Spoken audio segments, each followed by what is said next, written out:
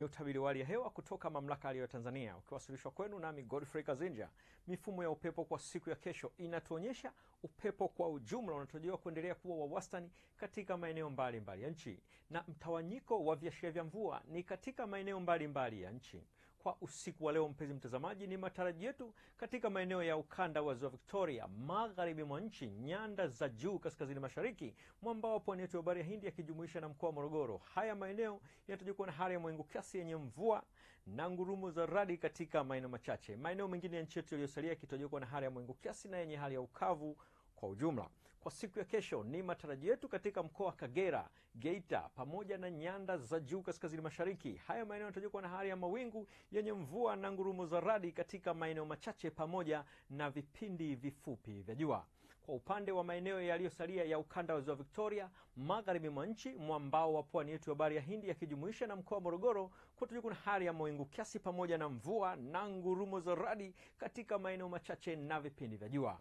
Mkoa wa Singida pamoja na Dodoma kutakuwa kuna hali ya mvua nyepesi katika maeneo machache na vipindi vya jua. Nyanda za juu kusini magharibi pamoja na mkoa wa Ruvuma, hayo maeneo yanatarajiwa na hali ya mvua katika maeneo machache pamoja na vipindi vya jua.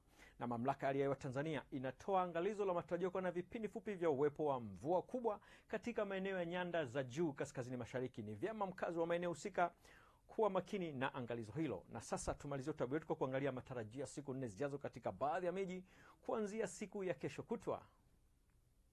Jiji la Dar es Salaam linatarajiwa kuwa na hali ya mvua na ngurumo kwa tarehe 25 na tarehe 26.